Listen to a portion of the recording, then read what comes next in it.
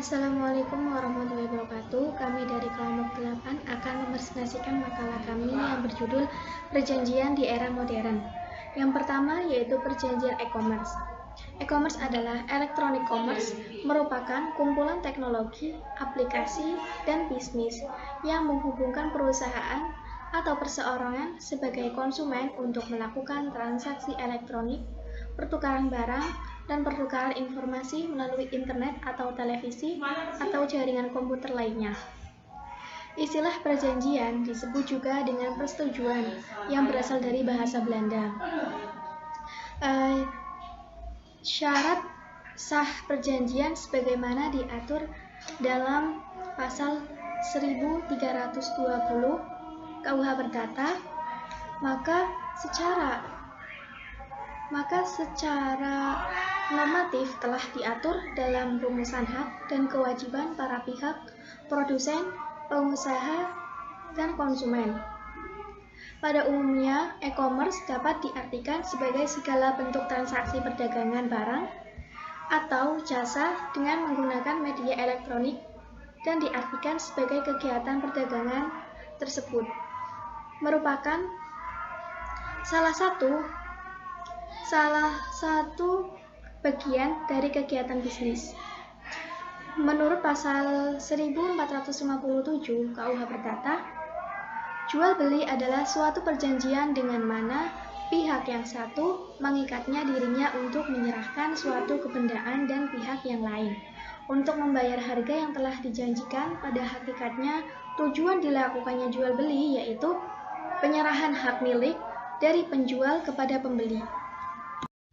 B. Keabsahan transaksi jual beli e-commerce ditinjau dari ketentuan subjektif.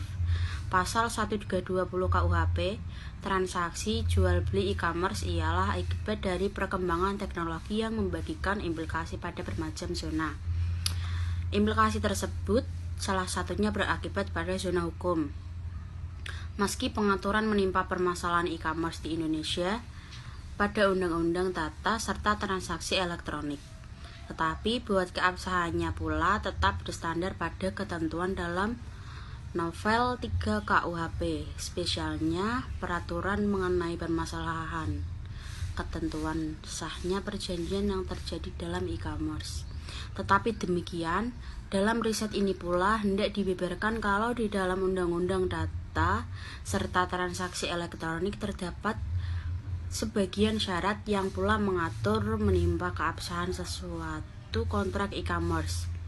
Syarat yang mengendalikan keabsahan kontrak e-commerce tersebut merupakan syarat yang bertabiat khusus dari pasal 1320 KUHP selaku ketentuan biasanya.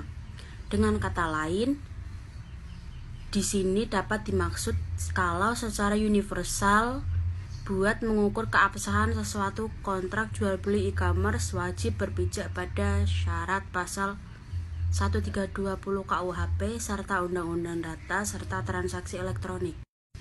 Dalam pasal 1320 KUHP telah diatur ketentuan sahnya perjanjian di mana secara universal ada dua ketentuan utama sebagai elemen atau faktor pembuatan kontrak yang ketentuannya yaitu subjektif dan ketentuan objektif.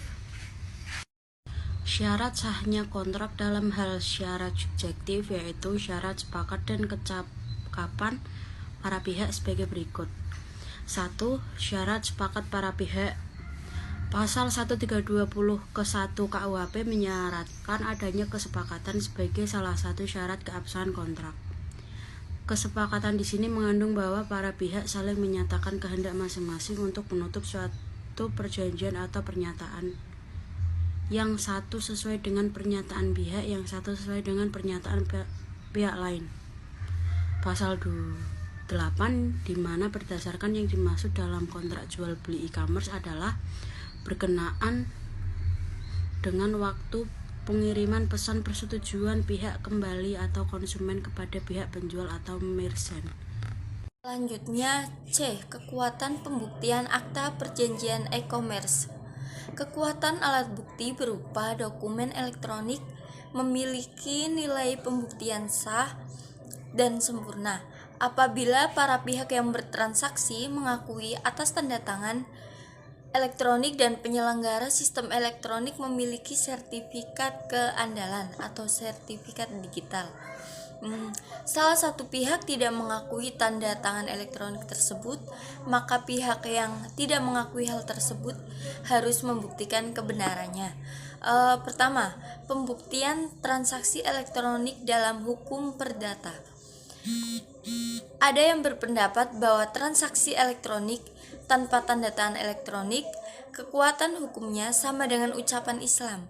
Artinya, selama pihak yang tersangkut dengan transaksi elektronik tersebut merasa bahwa tidak ada permasalahannya, maka perjanjian dan transaksi elektronik itu mengikat. Namun akan terjadi masalah besar kalau terjadi perselisihan mengenai transaksi elektronik tersebut.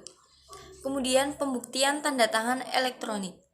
Proses pembuktian baru terjadi apabila ada sengketa di antara para sengketa itu sendiri. Biasanya penyelesaiannya ditentukan oleh salah satu klausa dalam perjanjian, baik melalui lembaga peradilan atau litigasi maupun lembaga non peradilan atau non litigasi. Khusus untuk pembahasan pembuktian ini diarahkan pada pola penyelesaian di lembaga peradilan.